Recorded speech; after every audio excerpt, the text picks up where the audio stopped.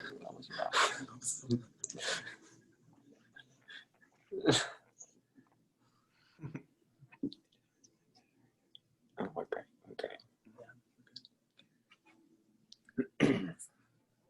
look good, y'all. Yeah, look at these headshots.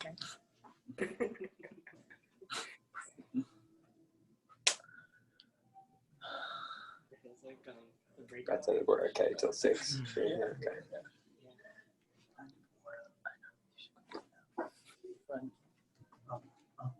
You can just use one of these. Yeah, use a mug. Hello, welcome to Point Park University Dance Speakers Series.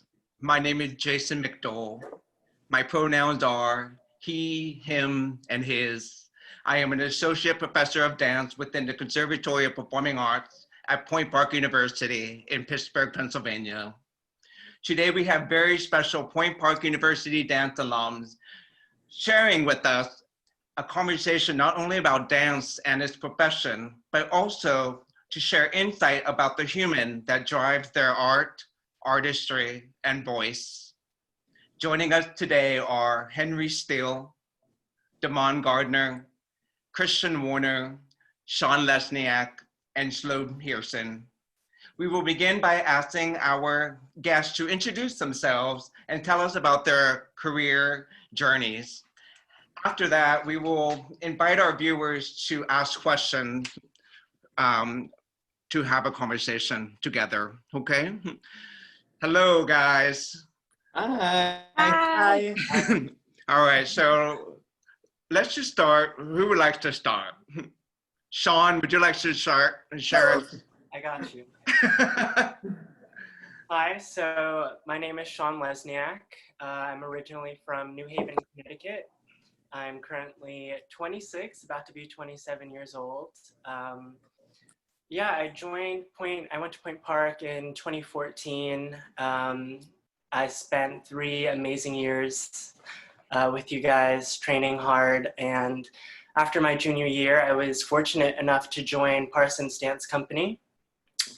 And with that company, I spent 2.5 seasons touring, traveling, dancing my heart out, and by some miracle there was a open position with the Paul Taylor Dance Company. And you know, as a dancer, when you see an opportunity, sometimes you just have to jump on it and seize it. So I auditioned for the company and was lucky enough to join Taylor last December. And we were able to tour for about 3 months before Corona happened. And now, yeah, we're just doing company things. We're all trying to figure it out, doing things via Zoom. But yeah, that's where we're at right now. Thank you, Sean. How about you, Christian? Hi, my name is Christian Warner. I'm originally from Houston, Texas. I was at Point Park for all 4 years from 2012 to 2016. After Point Park, I moved home briefly before moving to New York, and I was freelancing. I joined Deeply Rooted Dance Theater, which is a project-based company in Chicago. I did that from about November until February of 2017, and then I went to 2 Dance in St. Paul, Minnesota, where I stayed for 3 years as a company dancer. I also, at the same time, dove more into choreography, so choreographing universities and high schools and middle schools. And now I am back in New York, freelancing, currently in residence with Texas State University, doing a virtual choreographic commission, and just been trying to make this thing happen. Yeah. And dancing with Boca Tuya. Just want to put that out there. Thank you, Christian. How about you, Damon? Hi, everyone. My name is Damon Garner. I am originally from Charlotte, North Carolina.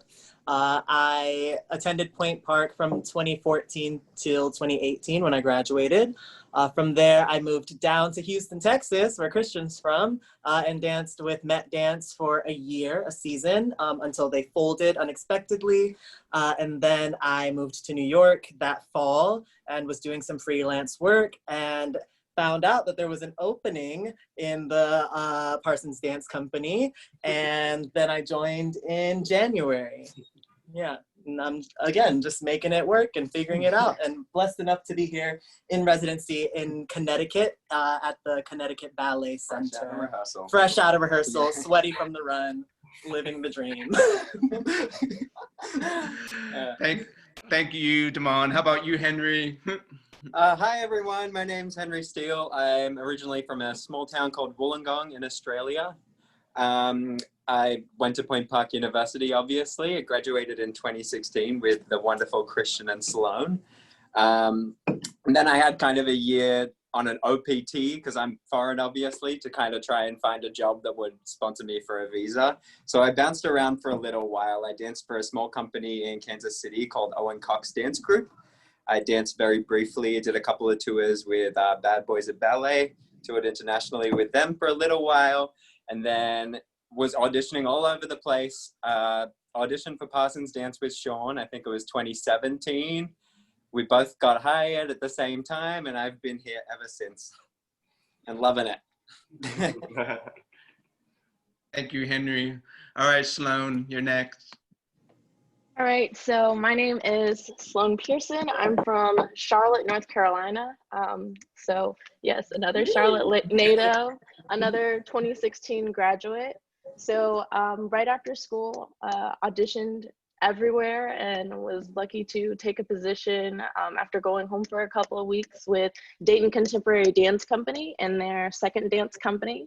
And I had a great few wonderful months there, and they were writing me a contract for their main company. And kind of like the narrative, sometimes you see opportunities that don't come along often, so you go after those. And my dream was to get to New York, so I saw that Paul Taylor was having an audition, and I got myself out of Dayton, Ohio, moved in a weekend, and I moved to New York, and I auditioned for Paul Taylor himself. I made it to the last 3 of that women's audition for the main company. I didn't get it then. However, as fate would have it, I kept going, kept dancing, kept auditioning, working. I went to LA. I danced for a contemporary dance company, Cabell Dance Theater, while also dancing in Debbie Allen's performance ensemble. So my last show was her Hot Chocolate Nutcracker, and that's when, at the end of that year, 2017, I got a call that Paul Taylor wanted me for a position with Taylor too, and if I'd have it, they flew me right back, and of course I said yes, and I was Paul's last hire, which is something that's still coming to my mind now, you know, after, you know, we lost him a few years back, so that's something I really cherish too, with the work that I did and the time. And it was about, this would have been season 4 with the company. Sadly, due to COVID, because changes, downsizing is a real thing in the industry right now. So Taylor 2 was disbanded. But thankfully, during my time, I made a connection with Peter Chu. He was a new commission with the company. And whenever he heard that Taylor 2 was being disbanded, he spoke with Michael and asked if he could have my information, and we made that connection, and he offered me a job as soon as my last official day happened. And I'm now an artist with Chew This, and we're currently creating a new work called Rhythmic Identity, just speaking to everything that's happening in the world. So yeah, that's where I'm at right now. Thank you, everyone. Congratulations to you all. I'm not surprised. What I think is really special today is that, you know, this is a particularly special group of panelists today. I say that in regard to their spirit and their sense of being human, and how they express themselves and how they feel the world, and therefore how you feel you need to share dance. I can recall each one of you at Point Park. I just feel like I'm just seeing a more grown up, wise, I can't even say grown up, just more experience caring, thoughtful group. I was sharing before we got started. I feel like there's almost two conversation. I feel like there's a conversation before things change, and after now during this change. So let's just start with the before the change. Let's just talk about when you think about Point Park, your Point Park University experience today. I'm just very curious how you look back on that time, and yeah, if anybody like to jump in, please share. I think a lot of our students and viewers would love to know that insight or that perspective. I think that because all the rest of the panelists here are older than me, and each one of them are, honestly, I can say this, my family. Each of the people that we are talking with right now has guided me from the time I got into Point Park as like a bushy-tailed, wide-eyed 18-year-old until this very day, literally. And I think that that is something that I always am astounded by, is the ability that Point Park has to kind of create these relationships between people that go beyond being at Point Park and being in the same place. Like even when I was halfway across the country, I was constantly reaching out to these people and they were constantly reaching out to me, and that endless support that drives with you is unlike anything I could have ever expected, honestly. Yeah. Yeah, I definitely agree. In that sense, I feel like, you know, you're leaving your high school, you're leaving your home, and you're being immersed in this new environment, which is really a little web of what the world is that you're about to step into. And it's like you're seeing and meeting new faces for the first time, but also you're seeing like intersectionality between all of these different individuals that you're meeting, and you're seeing how that intersectionality then lends to you as an artist through your dancing, and how this vehicle is allowing you to open your ears and widen up to really feeling and seeing. I mean, you see, like, you know, you're dancing, it's not you on a star in a square, you're here in a space and you have something to give and say, but also not only just as an individual within a piece, you also have that in life. And I feel like that's where a lot of my voice started to really shine, specifically, you know, with our talks, Jason, which is why this is another full circle moment, because not only, yes, we're having this moment to speak together and speak to everything happening in our lives, that we've been able to see everything that we've dreamt of thus far come to fruition, but also we're seeing how those voices and those foundational things that we've learned during college and those moments being with each other, how it's facilitating whatever change in directions we then want to shift our reality to outwardly within the world. So that's something I'm really clinging to and leaning on, because what are we without our voice?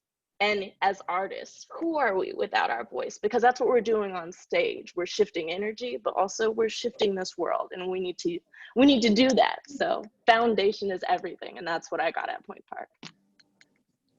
Yeah, whenever I think back to my time, it really comes down to the community that I had and the groups of people that I met. I mean, you think about the transition you make from leaving high school and going into college. For me, I had a little bit of time in between, but we're all sort of discovering ourselves as people, and it's this like collective growth and awareness that you experience that really brings you together, aside from the dancing we're all doing. And it's just crazy because, like, even after leaving Point Park, I was still fortunate enough to take my community with me. I've only lived with Point Parkers since I moved to New York. I've danced with Point Parkers, and you know, I'm just very fortunate to have had just a great group of people with me since going to Point Park. Yeah, well, from a pure like physical standpoint, Point Park just taught me how to do it. You know what I mean? Just how to, like, this gig that we're doing is not easy. And if there's anything that I took away from Point Park, it's just, you know, what it takes to make this thing happen. And the infinite well that you can pull from your body. You know, it's there's always a little bit more to excavate, and also, you know, protect that. It's a particular drive that comes out of Point Parkers because they're out here doing it. And then on another level, I mean, I came into Point Park in a very particular time in my life, and the way that I was welcomed in by these people, I mean, it's just, I can't even describe how important it was to me. And kind of what Sloane was saying about finding your voice. And I got to thank Jason. You know, he was so particular about making sure that you use all of yourself in all that you do and all of your facets. And I find now how much Point Park kind of reinforced that for me. Now in my career, if I'm in a space where I'm not bringing my whole self, there's conflict. And so then I'm not wrestling. I figure out how I'm going to arrange the space around me and within myself to bring my whole self to create what I want to do.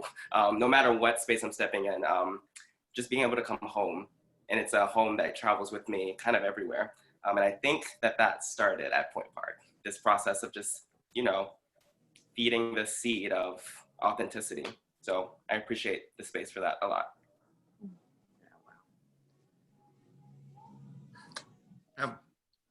Okay, thank you so much. That's really kind. I think what I heard the most was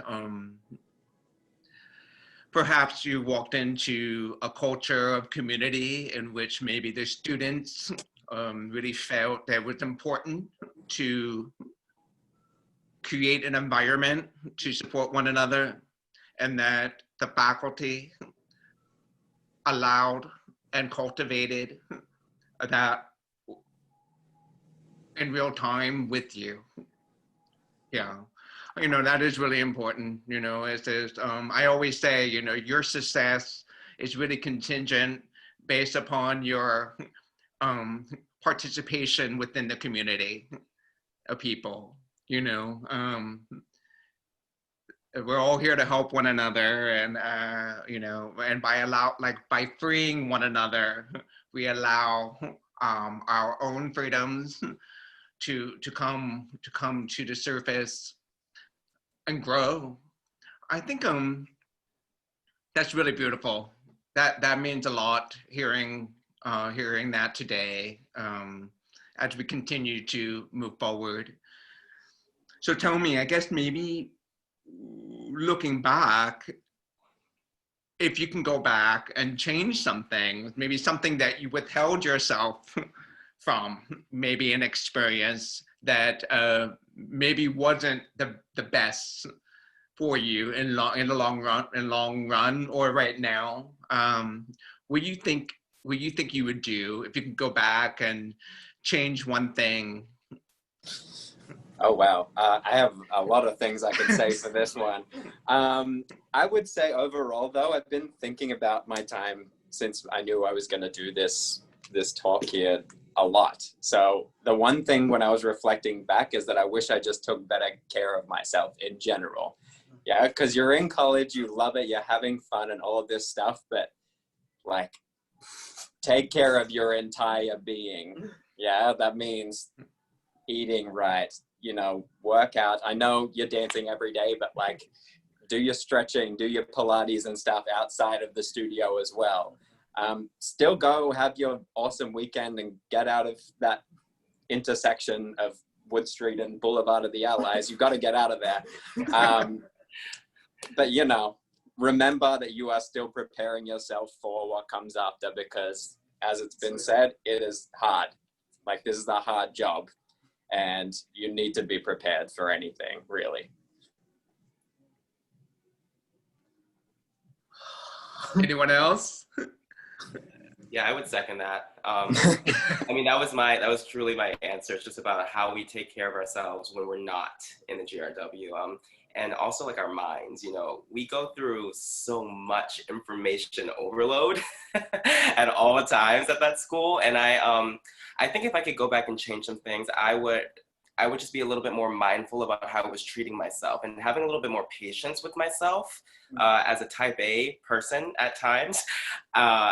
Sometimes, you know, it takes time to let this thing sit in and be whatever it's gonna be. And some of my self-talk at times was not the best. And I feel as though I could have practiced a little bit more patience with myself and with the process. Like, you know, when they say trust the process, like really trust it, because you can only go so far wherever you're at. It's, you know, it's a marathon. It's not, you know, end all be all right in that moment. Yeah, I agree. Oh. Go ahead, Sloane, go ahead. Okay. A lot along that, listening, you know, care is also listening in many different ways. And maybe it's not just like the self-talk, the negative self-talk, and especially like during that those days, like your mind is constantly chatting, and also your friends, your environment is shifting so quickly all the time and chatting. And it's like the sooner you can allow yourself to rest and find, once it goes back to voice, but also just like you, like really listening and taking the time to tune into you, that it saves you from so much, but it also allows you the room to accelerate like into just you, because that's really what you want. You are, these 4 years are like SAT prep, or like your AP course, you know, to life. And if you allow yourself to find a moment to slow down and breathe and really pay attention to everything, and of course, like, yeah, you get frustrated sometimes. A professor or someone says something that doesn't register and you're processing it in a negative way, but if you can take the time to take the emotionality out and just take the lesson and just hear what's happening, it opens you up. And then also it allows like self accountability and things like that too, because I keep like seeing all these things. I know you're on social media, those things that are like, well, you know, a part of healing is understanding that you too carry toxic traits, which is actually not a negative thing. But it's like, unless you accept that, you can't grow past that and through that, you know? So listening is caring, and whether that's to yourself or your environment, it's just really figuring out how can you stand and be the most beneficial and positive to yourself first, and then the space. Yeah, I think I was pretty much what everyone's been saying. I think that like the word that keeps coming back to my mind is journey, and like remembering that your journey, especially in Point Park, like that 4 years is your own, and you're gonna realize that like, yes, there are all these things happening. Jason talks about being in the tunnel and seeing the light at the end of the tunnel. And then there are also these lights that are passing you inside of the tunnel. And like, there's all this stuff that can become so distracting. But if you keep checking into that light and not allowing yourself to go astray, like you can walk away with so much. And I think that if there were one thing I would have done specifically, I would have written every day. I had a journal and I kept a journal and I tried to do it, and it's hard to do it every day, but I would have forced myself to just write down any kind of anything all the time, because I feel like there are so many things constantly passing us by, so many lessons, so many like day in, day out little things that we can take with us, and they get lost. Yeah. And well said. I want to share, I think especially going through what we're going through right now, where like some of us don't have dance, it's not as accessible at the moment. And thinking back to some of the things I was doing at Point Park, I was like, and Jason, you had touched on this too, it's almost like, who are you outside of being a dancer? And, you know, without dance, who are you as a human being? And I think I wish that I had explored that side of myself a little bit more at Point Park. I think I wish I maybe collaborated and, you know, explored other interests of mine while I had the opportunity to. And it's something that I can do now, but I just wish that I had done it maybe a little bit sooner. Yeah. Yeah, well, thank you, everyone. That Yeah, you know, we're more than just dancers, you know. I think we ran to the studio because we needed to find out who we really know we are to be. And we find out that sometimes dance is not enough. And there's actually much more of ourselves that go into loving dancing. And but we have to take some time to kind of identify that and find out what they are and cultivate that. I also want to point out, I think it's just a really common thing. I think this has always been around with dancers, but I think even more so with social media and our current times. But I asked my students, what is your true relationship to dance? Meaning, like, how kind are you to yourself as a dancer? You know, and I took me a while, but I realized that I was just horrible to myself. I mean, my actions would appear that was working hard and super focused and dedicated, but I felt otherwise inside. And I thought that kind of duality was counterproductive. And actually made it a lot harder. I didn't realize how unkind I was to myself while learning and growing with something that supposedly I love so much. So it was a very strange feeling. And I was just really curious, if you look back or even now, do you still feel like you're kind to yourself? You're with your relationship to dance? This is something that's super interesting to me because I feel like I had a switch recently, and it took me 27 years to figure it out, but here I am. When I started to not serve the technique, but realize that the technique was meant to serve me and what I choose to do with it, happiness really started to come in. You know, it's like, it's all of a sudden these walls and restrictions that and you know, it's a day-to-day practice, you know, because I'm a perfectionist for sure.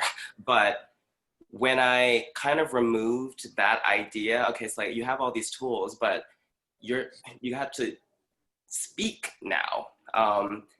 Then dance, the passion started to get reignited.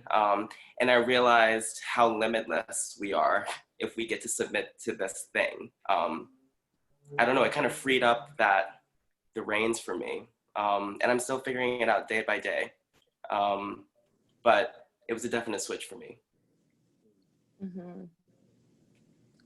Yeah. I similarly, I think we all are constantly figuring it out. And with every step forward that we take in our career, there's this moment of like, okay, now how do I continue to treat myself well, and how do I continue to be good to myself first? And I think that what happens for me is that I know that, okay, I'm going to go into this place and this is the expectation and I have to fit this sort of mold, and I go to the audition and I kill it and I like do the thing.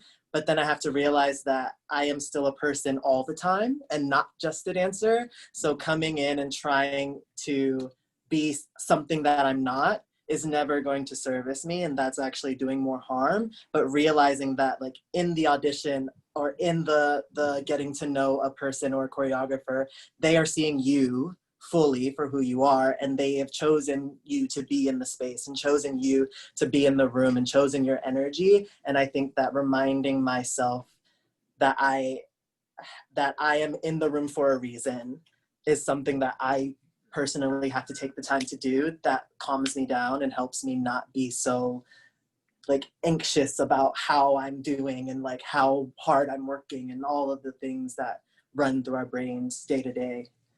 Yeah, I would kind of go off both of those as well, not to like piggyback off of everyone too much. But I've recently gone through a switch as well. I think when I first got out of school, there's all this pressure when you're first in the room, especially when I joined Parsons, honestly, the beginning of it. The people pleaser inside all of us forces you to take everything that everyone is saying to you always on board in a way that can often be toxic. Yeah. So I think like Sloane, I think said earlier, is finding that way to filter out all of that and find that constructive something to use out of those, not necessarily criticisms, but just things people say. And lately I've been pushing myself in a way that I'm enjoying, like finding a joy in the challenge of the process, right? If that makes sense. Yeah. Mhm. Every day, you know, like finding new ways to push my own self and serve the rest of my team and all of that stuff and have fun with it. That's honestly the most important part. Like you have to enjoy it always. Thank you, Henry. So I actually have a couple of questions from some viewers and listeners. Let's get to them. Wow. Okay. So the first one is, how important is it to have hobbies outside of dance? I know Sean talked about it just briefly, but maybe we can go into it a little bit more. Yeah, Well. sort of, no, you go ahead. Go ahead. It's the hand. Okay. So yeah, I feel like a big part of what made me happier as an artist, especially were my hobbies, like, because when you think about like the business or like the real, like once you book something, right, there's like the touring and everything that happens, and it's like, so what are you gonna do like when you're at the airport, or what are you gonna do when you're like in your room by yourself, you know, away from family and things like that? And then it's also like, how do these other things that you enjoy, how do they influence, once again, like your artistry? Because it's like we're storytelling, right? But it's also authentic. So it's not about acting, it's about what you've actually experienced and what you can share and show.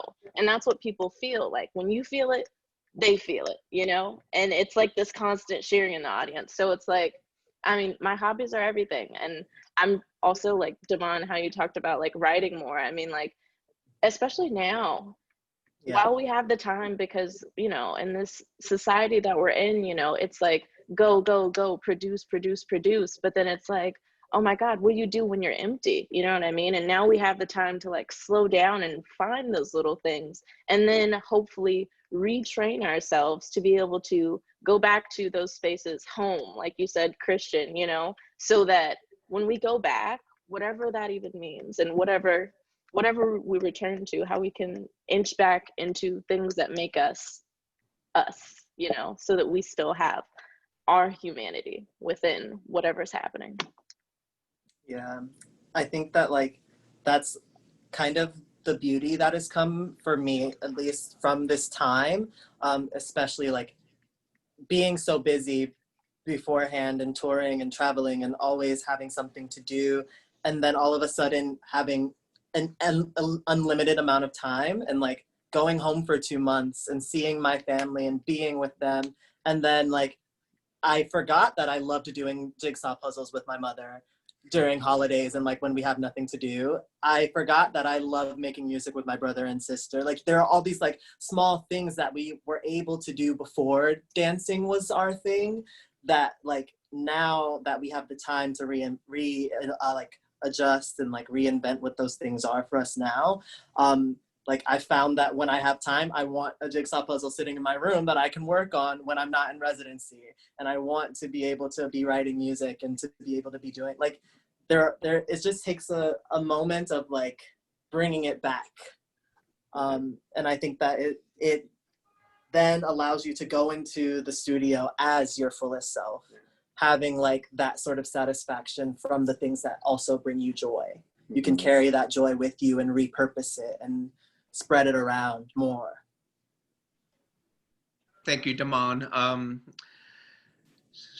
joy, like practicing joy is truly a thing. I think it also helps with dealing with stress and anxiety, and it really creates some sense of balance, which leads me to my next question from one of our viewers. How to deal with anxiety and pressure in the dance world, and what are ways to overcome that stress? From your experience, what are some things that you can share with us?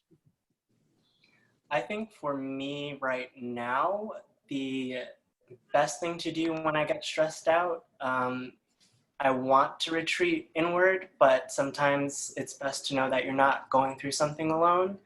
So just reaching out to the people in your community, your friends, your family. Once you know that you are going through something with someone else, the weight is suddenly lifted off your shoulders. So like, you know, Christian and I live together, we have really great conversations, and sometimes after it's over, I'll be like, wow, I had no idea that somebody else was experiencing something so similar to me.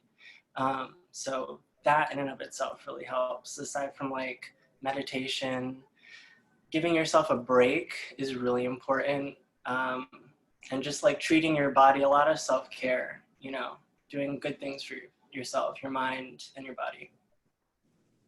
I would also say remembering beyond that self-care stuff, out like what you do outside of the studio, remembering why it is that you are there. Yeah, there's always, of course, there's going to be bad with everything, but bringing that positive out, reminding yourself when you can, and then when you get home, you know, do that self-care stuff and remember who you are outside of all of this. Yeah, like the person that you are, the life that you have, that your time in the studio is such a small part of who you truly are. Yeah.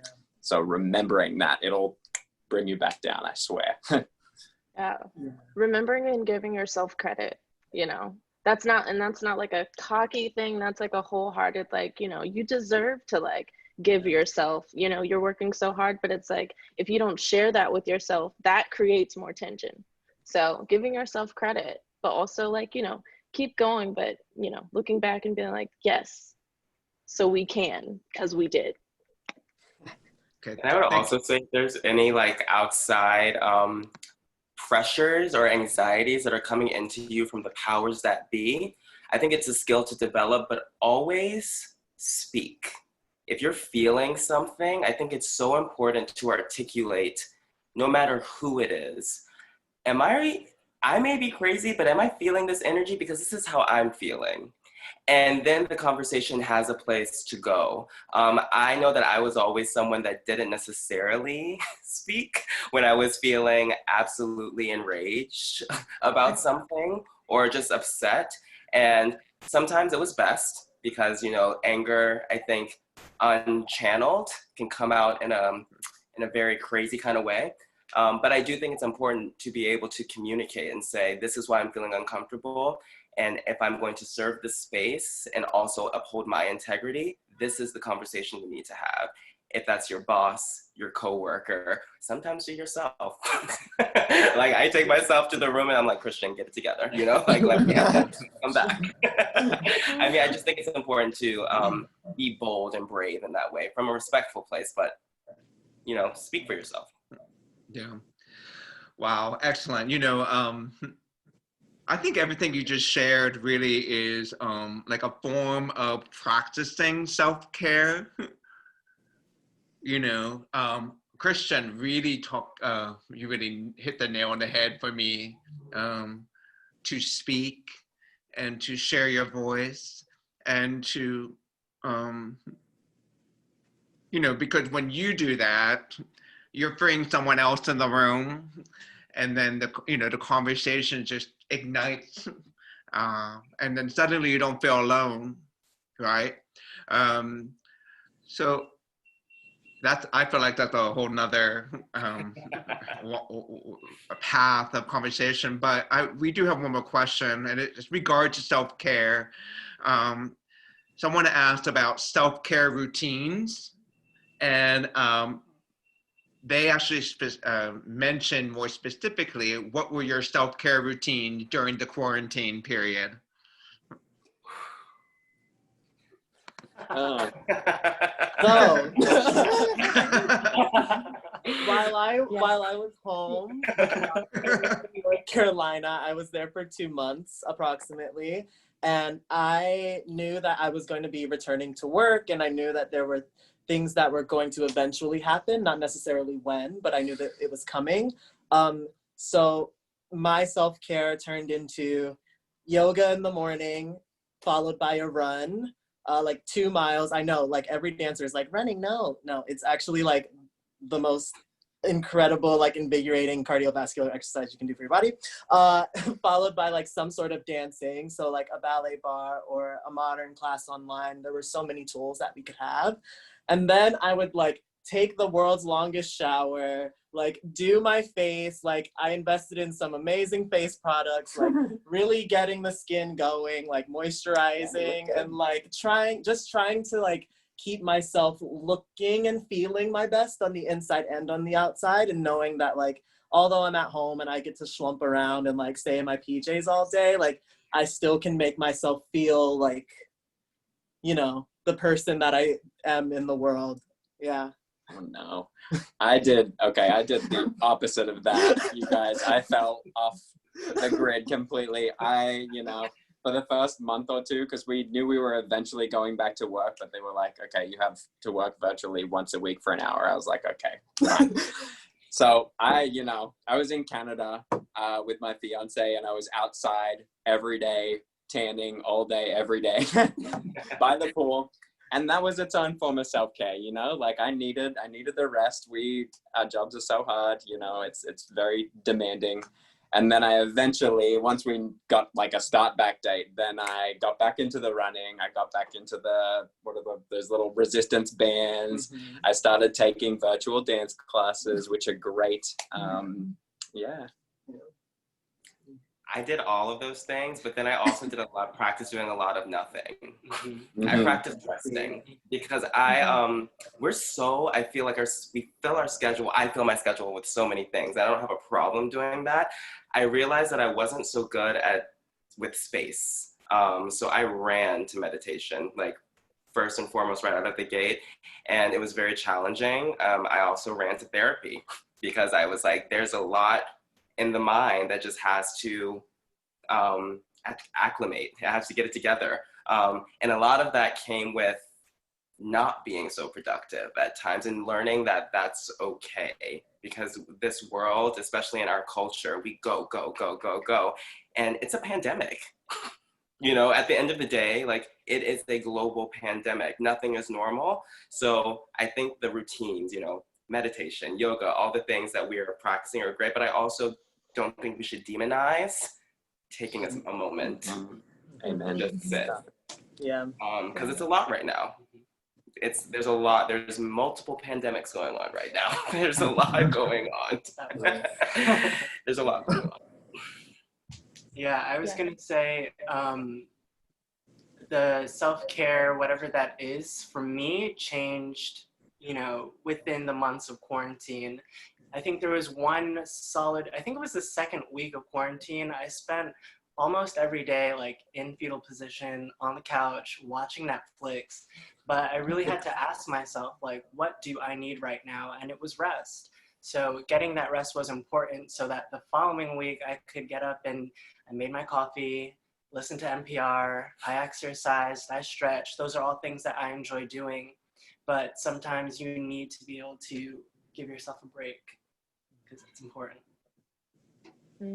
Yeah, I definitely did a lot of resting because I didn't realize that I was like, you know, anxiety comes in so many different ways, and like I was slowly like getting an anxiety from like feeling like, oh my God, I'm wrong for resting. And I freed myself, you know, and I slowed down, and, you know, I've been doing a lot of movement meditations and like Qigong and different practices.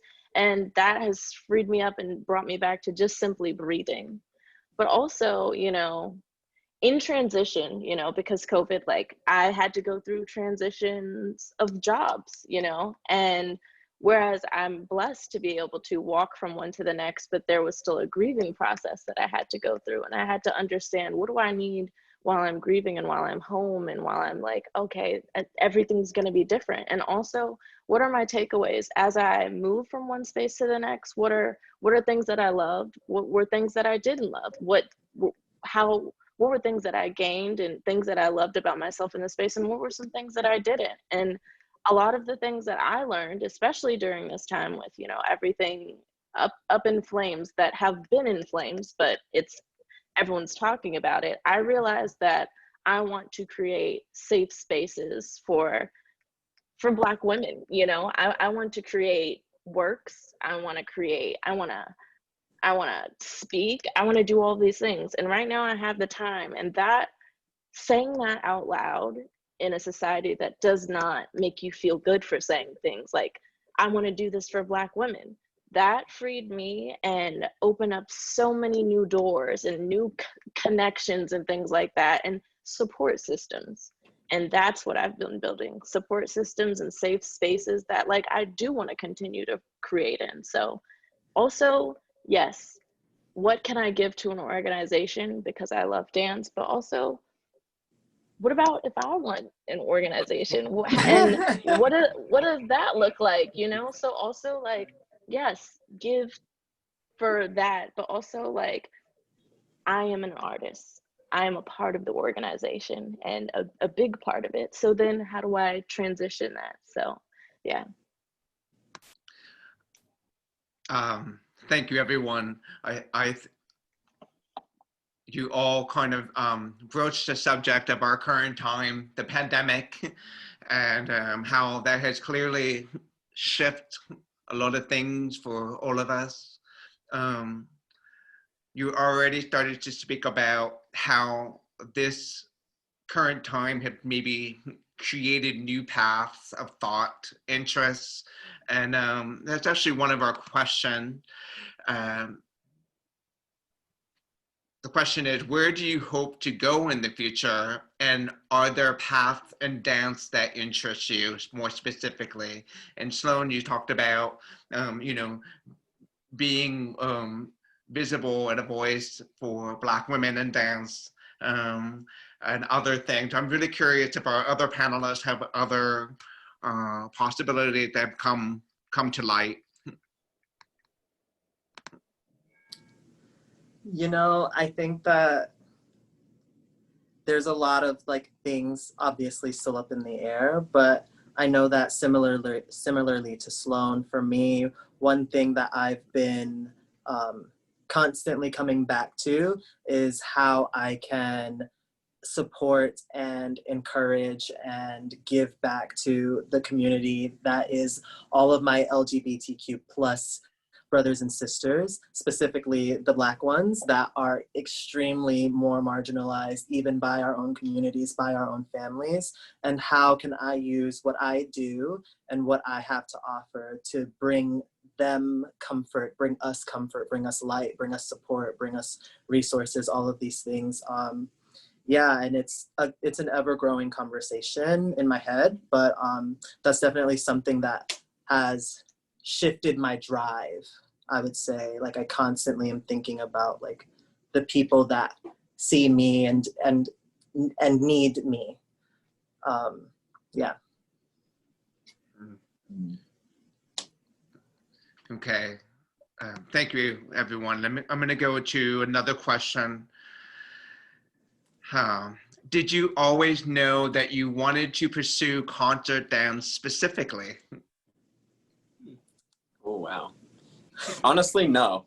I have kind of gone all over the place as far as dance goes. I started off as a gymnast and then fell into dance and then fell into this style and fell into that style. So really, no. I've always gone anywhere that I've felt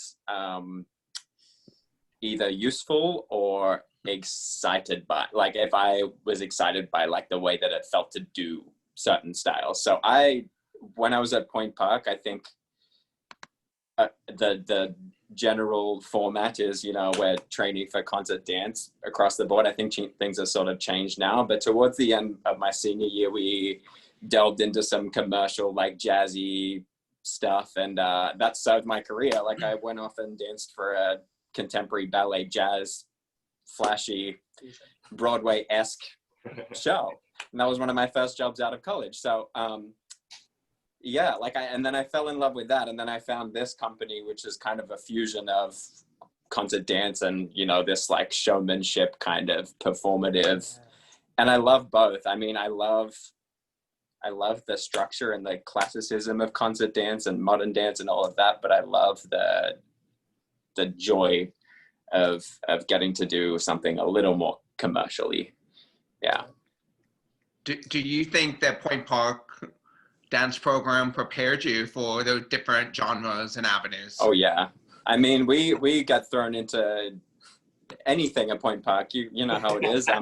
The choreographers that come in, the teachers, like even they will sometimes switch it up. Yeah, the casting, you could end up in a ballet piece and you've Blue tights. and you started ballet that year. Like my first piece was a contemporary ballet piece, and I had never done ballet until I got to Point Park. Like you don't know where you're going to end up. So I think you always said, actually, Jason, take every class as though you are training for a company in that style or something along those lines. Yeah. Like take your ballet class as though you're going to go join a ballet company. And I think taking each class seriously in that way is only going to serve you. Mm-hmm.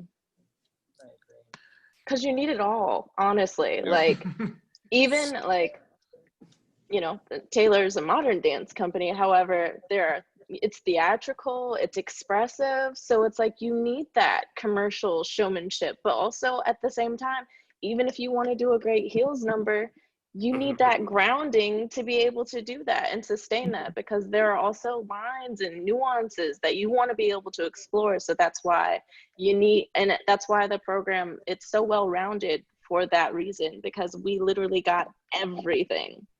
And yeah, it shows when you really invest, and because you're investing in you, right? You are your craft. Thank you, everyone. We actually have a couple questions from other alums. Actually, one is not a question, just a comment from Amber Brown. She says she just wanted to make a comment, just wanted to take a moment to appreciate how gorgeous and talented class of 2016 and 2017 were and are. I think there is something in the PPU water, y'all. It's definitely in the water. It's definitely in the water. I can hear her saying that right now. Yes. Thank you so much, Amber. And then we have another question from Julia Grubbs. It's actually, she's asking me a question, which is really interesting. But her question is, how has this year changed how you see your role in dance and your life and what you want out of your career? Wow, that's a good one. Wow. Well, I feel like the first word that came to my mind when this began, the pandemic and the surge and social unrest, was opportunity. This is just an opportunity for us to try and to reevaluate and to consider and reconsider, to learn, look really hard at yourself, and be open to learning and listening. All skills that I think have somehow maybe got a little lost along the way in our culture. You know, all of you know that I'm a very deeply feeling person, so I feel things very deeply and hard. So this has been a hard year.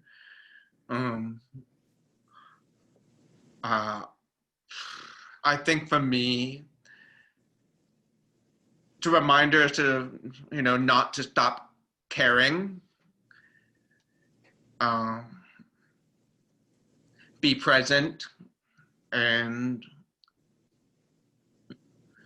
really make sure that, you know, it's time to get to know each other's story a little deeper and a little longer. I think because we don't know each other's story, that we can't really begin to have any truthful, civil conversations. So it's been hard. It's been hard to kind of see how things are unveiling, to be very honest. But I think for me, my role as an educator is to show my presence, because my presence indicates that I am very hopeful for the future and believe in the future and believe that, you know, this will take us to our very next place that we're supposed to go to. But we have to pay attention and have conversation along the way to make sure that we're going in direction that we care and believe in. So for me, I think that is my current status, and that's why I was really excited to talk to you all. I feel like I'm in, but I'm an outsider, and you are inside the professional world of dance and art and artistry, and I'm really curious about you sharing with us what you think we need to move forward and to grow together. What are we not doing? What are we not talking about? What's not happening in education? You know, what do I need to be thinking about? So I would love to hear your thoughts, because you are really, you know, you are the future of where we're going to go. So I can only sit by and listen and help prepare our current students and future students to get to where we need to be, right? Yeah. So please share any insight. We'd be really appreciated. I think that we have to be just completely transparent and honest about what we're doing at all times. I find often that with especially educational institutions, when it comes to inclusivity and diversity and that nature of those things, we treat it as a checklist or as a quota versus an actual practice. Because I find myself speaking on some panels, you know, when the Black Lives Matter, whatever iteration of the movement it is, what number we're on right now, the questions, you know, that we're discussing and we're asking, to me, it seems very simple. And I'm not sure where it gets, if you see a brown body, simply treat it as another person. Or if you see someone that's different than you, don't necessarily make an assumption. Let's just be honest. Like, if you provide the space and just hold it open and do the thing. And I don't know, I feel as though we have to really just relook at what are we teaching? What are we upholding as foundational? What are we treating as other, as elective? You know, what are we treating as the additional versus, I don't know. We just got to get real honest, I think, about what we're actually doing, because we can see it.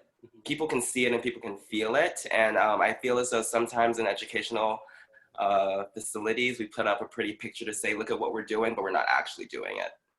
So I just think outside of our pride and outside of our guilt, I think we just need to just make a change. Like, you know, if you don't see enough representation of a certain demographic in the room and you want that, I can guarantee you it's not hard to find if you just open the door.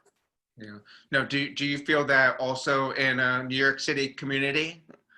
Do you feel... I mean, I kind of just got here, but I feel like it's everywhere. I feel like it's better here, but it is everywhere. You know, I was in St. Paul recently, and I was there when George Floyd happened, you know, and my 3 years there as a brown person, my existence, there was a definite, the ceiling wasn't even glass. You know, that's why I was very grateful to be a part of the organization that I was in that regard, in terms of representation, to be able to see a group of people coming together that shouldn't necessarily work together, work. I think that's the biggest form of rebellion to this monster that we're fighting. But it's everywhere. And unfortunately, it's within the fabric of our foundations. And I think that's why we're having such unrest right now. We built this thing to look a certain way. Although we've preached it otherwise, I think we've created this. And I don't know.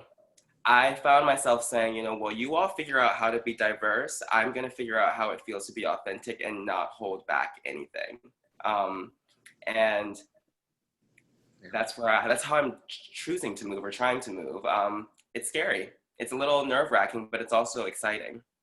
Yeah. Thank you, Christian. Yeah. Yeah, I would say it's definitely, it's in the education, it's in the curriculum. And I feel like before the discussions and before the rearranging of curriculums can happen, there needs to be a why.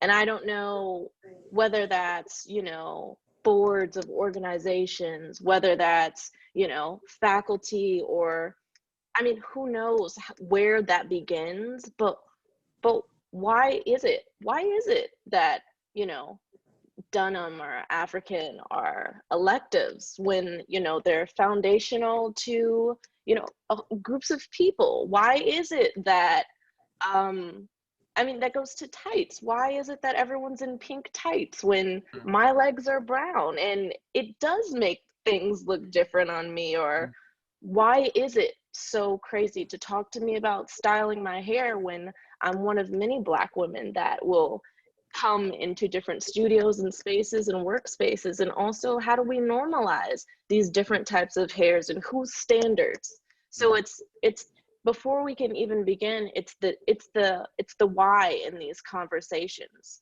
Because the thing is, and that's the worst part, and also we're getting further into, you know, we're not feeling it as kids anymore, and that's the unrest also, because now it's like we're trying, you know. And also brown people have been trying, you know. It's also understanding that, you know, oppression does not mean that you are victim shaming, right? We think about that. It's not my fault that I'm brown. It's not my fault that the system was created wrong. However, there is fault in different privileges. And there is fault also for myself.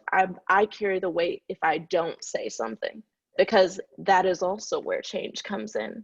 So I feel like because I you know, we're all best friends in the call, all of us. So it's nice that, you know, through these times, you know, I will call Christian and Sean within the same day, and we'll have the same conversation. When we saw the verdict with Breonna Taylor, we all each had to have a moment of just reckoning with ourselves first to be able to go on, because also, you know, this is in a nation 400 years, it's still plain to see, even on paper, that this percentage of what makes us a full person is still not at 100%. And justice goes to 100% human. And there are, you know, you can word it, you can say it's preference, etc. You can turn it into a diversity quota, versus do you just have a token in the room? And then how does that person then feel as the token, because it's unsaid but everyone knows it? And then there's the uncomfortability from our peers, because I've been in, I feel like each of us, and also, I mean, Henry, yourself included, also there is a point where we've all been in a room, Jason also, where we're different. right? And we know that unnerving feeling, and fear creates fear. However, there's also the fear on the other side of opening up to something different, because in college, your job as a student, once again, you're immersing yourself into this new environment, these new roommates. Maybe your roommate comes from a town there's no diversity. You know what I mean? And how does that why come up? Whether it's in the dorm room, whether it's in the classroom, whether it's in a moment you don't feel seen. So it's that first for me, because I mean, that's what we're doing in these organizations that we're all a part of right now. We're asking why, and knowing that you have every right to ask why also. Knowing your worth, self-care, education is care. Thank you, And Sloane. also, I think not being afraid to fail. You know what I mean? Like it's not going to be perfect, especially, you know, as I think institutions try to change, you will mess up. Like there will be faults, there will be mistakes, but I think that is a step to whatever this more, this utopia that we're trying to create. I just don't think we should be afraid to mess up, because it's going to happen. But we're trying to figure it out. And I know that may come at, you know, some dollars for these institutions, but I think it's an important risk to take, because it's money versus life, you know, and there's no equitability there. We got to do better. Yeah. Anything else? Does anybody else like to share? Okay. Yeah, I will. I'm thinking back to like just dance education in general, and how hard dance can be for some people, because we invest into it emotionally, physically, mentally. For any Black or brown body to be experiencing microaggressions and making that environment even more tough, I think is just a disservice to the art community. So, you know, I just hope that dance educators in general are practicing mindfulness, and just keeping themselves open to having those tough conversations, because I'm thinking about also my time with Taylor, and during, you know, the protests earlier this year, we did have to have a conversation with, you know, the Black dancers, because sometimes you just don't see the struggles that other people are going through until you have those conversations. So yeah, I just hope people are having those in order to stimulate positive growth and change. Yeah, thank you. I agree. I understand. You know, I can understand on a very different level. Being hard of hearing, you know, I've had to kind of assimilate to a normal hearing world, and try to keep up. And so it took a moment for me to understand that, wow, this is hard. You know, this is something that I've never allowed myself to consider, that for me to be a part of a normal experience, right? Environment, workspace, it was tough. I think I worked very hard to make it easier for everybody else. You know, and that was my job, to not be a hard of hearing, you know, to not be that. And that was a lot of work, and that was tiresome. And but you know what? For me, it was okay. Didn't always feel okay, but I learned a lot from it. I really learned a lot about who I am and how I can put myself into the world. So, you know, I think bottom line, it sounds like taking time to get to know one's story and to consider one's story is really the beginning of an honest story, a real story, a truthful one.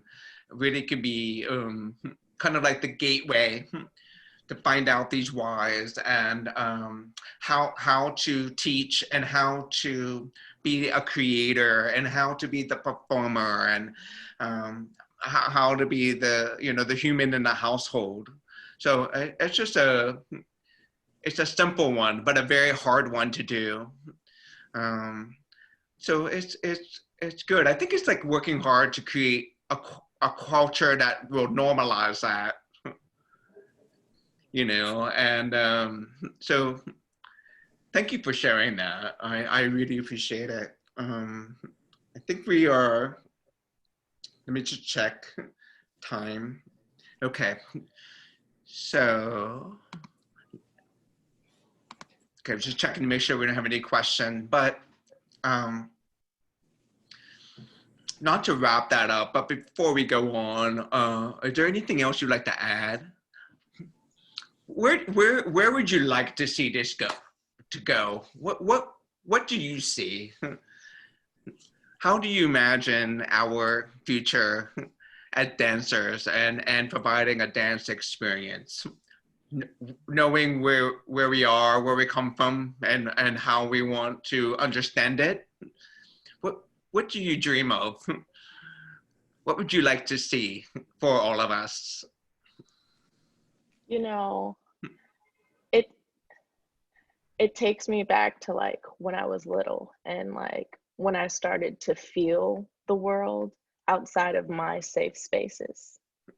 And I think, you know, little kids, when they're coming from, whether it's maybe it is a safe space, maybe it's a Black studio, and then for the first time, you know, they want to go do ballet, but they want to go over here and do ballet, but they get there and there's like, no one has to say a word. There's immediate rejection, there's immediate just like beating, and then also there's just like, they're doing it to themselves silently, you know.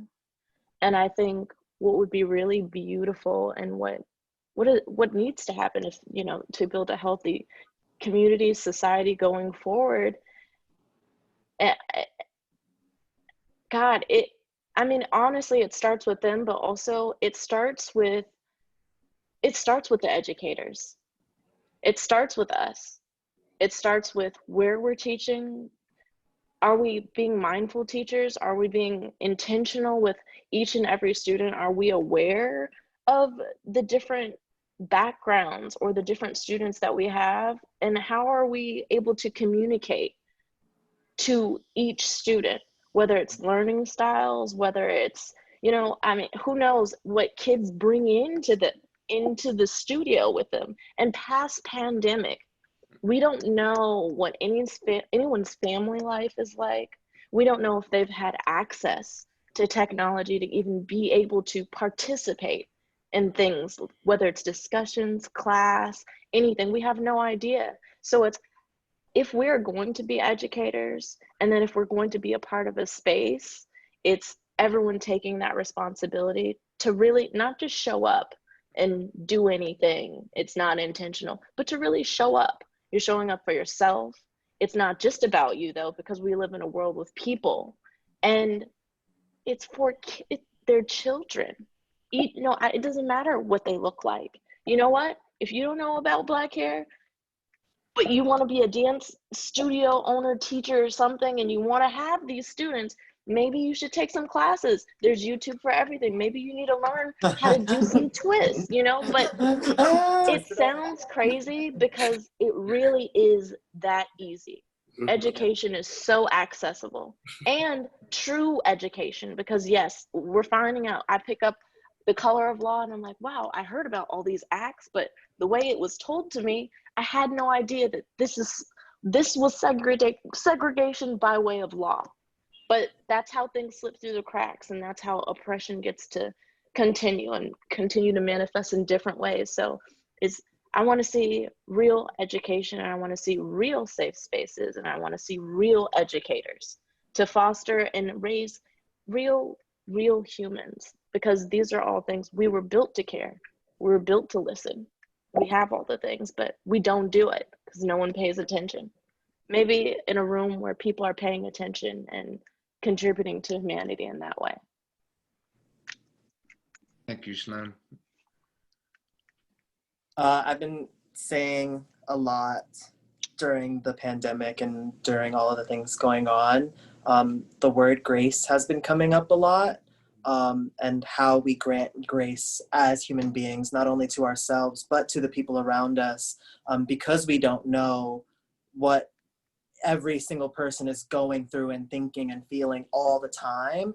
I think that now we have to begin to be more gracious and to be more patient and to be more understanding, and realize that just because you say that this is a safe space and that you care about this person, and just because you've invited this person in, that does not at all mean that that person feels safe enough to communicate with you and express with you and open with you, because you haven't granted them enough grace and enough space to be able to do so. And I think that that's something that I would like to see, and that I'm practicing personally, is being that and allowing space for more, because there's always space for us to be good to one another, and for us to understand one another, and for us to be patient and to be kind and to be gentle, because there isn't enough of that. Wow. Yeah. Thank you, Damon. Anybody else like to share? I would, yeah, I mean, if we're talking like ideal future, Yeah. I would like to see environments where every dancer feels like they can fully express themselves without any weight of, you know, just outside pressures. Everyone deserves to have an equal chance when they step foot into a studio. Everyone deserves to, you know, go after that role, you know, and it shouldn't just be typecasted. It shouldn't be, you know, like, let me have the chance to prove myself to you. Yeah, a lot of equality, more of that. Yeah. Anybody else? Okay, so Sean, you mentioned something about the pressure, right? That sense of pressure, no matter what that is in an environment. I think maybe even just leaving Point Park and embarking on your professional careers, how much of it is really true? You know what I mean? How much is real pressure, and how much is it because, I don't know, maybe you feel that, or some sort of I don't know, something you placed on yourself, like it's just kind of how you balance that pressure a little bit. I'm just really curious. I think that it changes from place to place. I think we all on this panel have been in a few different places and have been in a few different situations where the pressure level is different, the expectation is different. And I think that one way that I have been learning to sort of identify that pressure and deal with that pressure is continuing to go back to self, as we were talking about before. Okay. Like realizing that, yes, the pressure is real, the pressure is on. Like, you are now in this company where you're going to be touring internationally. You've never done that before. Like, this is something new. But then realizing inside of yourself that, like, wait, I wouldn't be in this room if I weren't supposed to be in this room, because there were steps taken for me to get here, and I am here now, and I can handle this. And that pressure is not too much. It's not more than I can bear. Like, it's exactly the right amount. And like remembering that there's this sort of like masochistic quality that we all sometimes have to like put all of the pressure on and like make it really hard and make it feel like it's next to impossible. But we secretly know that it's not. Like Jason, you always said, like, life is hard and dance is easy. And that's something that like I have to remind myself when I'm like in the middle of a run and it's 4:30 and I'm supposed to be like doing a panel and I'm like dying because it's We're still just skipping degrees. Around in a room. It's just dance. Okay. Yeah, like it's like we're not like saving lives. It's fine. Relax. No one knows that we're in here sweating and like killing ourselves and hitting it hard. Like, you know, Yeah. it's dance. It's so easy. It's so easy. Yeah, I think that, you know, the reason why I asked is that I'm sure you remember the days where maybe you felt like the pressure to compare yourself to others in the room, right? And then maybe that evolution where maybe that evolved to where you allow your presence in the room, your passage into the room because that's what you worked for, and how you let the art and dancing kind of change that kind of robe of pressure. Meaning like have it sounds like you've really found the beauty of how the art and the dancing and the rehearsal and the creative process really seem to kind of change the meaning of pressure. Yes or no? I'm really curious. Yeah.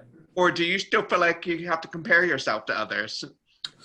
I think that there is a way to compare that's not toxic, right? Because we've all been through that at some point. I remember in college all the time would compare myself to XYZ person because they got this role, that role, blah, blah, blah. There is a way to coexist in a room and like compare myself to my colleague in a way that David always calls it stealing. Like there is something to learn from these people. There is something to love about every single person in the room, especially, I mean, unique to this company. There are only 8 of us in the room. We're still an ensemble, but every individual is such an individual. So there is such a like awesome way to compare, but steal. Yeah. And I think that's know like, that you're different, but like celebrate that and like get some of it if you can. Like that's like kind of the beauty and like the thing that eliminates the pressure out of being inside of concert dance and being inside of company life is this like, I am going to see Henry every single day. Like there's not going to be a day that I'm not going to see him and not going to be around him and like not going to dance next to him. And instead of me allowing the pressure of like knowing that I'm the new guy and knowing that I still improving myself, instead it's like, well, Henry is here and he knows. How can I use what he knows and use his knowledge and use his art and use, because that's all we are here to do. Like they're push each other. Yeah, pick like it's each other just up. sharing. There's a healthy way to do that. We all have to go on stage together, you know? So Yeah. Well, you know, I think you just said it. I mean, it's just how important it is to remind each other as dancers that we are doing this really incredibly unique, oh my goodness, thing. I call it it's really it's very hard to explain what we do. Yeah. Right, to just anybody, and for us to maybe recognize that it's almost like it really is a gift, and it really is a very special gathering of spirits to really, at the end of the day, share love and share passion and expression and voice and potential voice together. And I think that really at the end of the day, I mean, we forget that dancers come together every day as a group to learn. We do that every day. The community of learning is embedded in its culture. So it's such a, I think we don't realize how often we're coming together to do a really wonderful thing together. And I think it's just allowing ourselves to see that and to trust that, or certainly create a room for us to rest, but dream. You know what I mean? Not rest and freeze. So anyway, we're actually nearing the end of our time here. I just want to thank you all for sharing with us your experience and your incredible insight and love. I mean, that's just what I hear coming from you, and I'm so proud of you. And I do miss seeing your faces daily, but you know, you're doing what we all want you to do, and please continue to come back to Point Park and share with us. If you ever feel like you need to share with us, I know the department and our dancers will need you. We need to hear from you, and we're deeply interested in what you are learning and what you have to say. Okay. So to viewers and listeners, thank you so much. Please join us next Monday for the next Dance Speaker Series at 4:30 p.m. Eastern Standard Time. It's been a joy, and I appreciate your time. Have a great rest of your day. Thank you, everybody. Thank you so much. Thank you. Bye. Bye, guys. Thanks. Bye. Bye.